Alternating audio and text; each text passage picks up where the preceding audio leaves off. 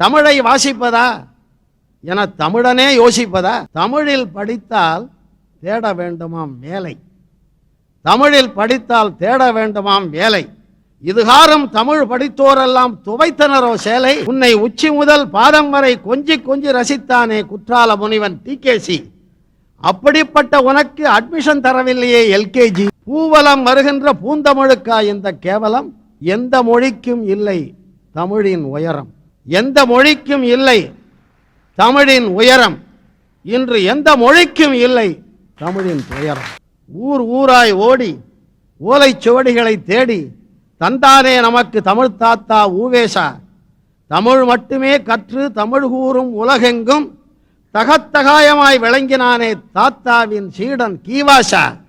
ஊவேசா கீவாசா, இந்த இருவர் போற்றிய செந்தமிழுக்கா இந்த கதி அட சர்வேசா.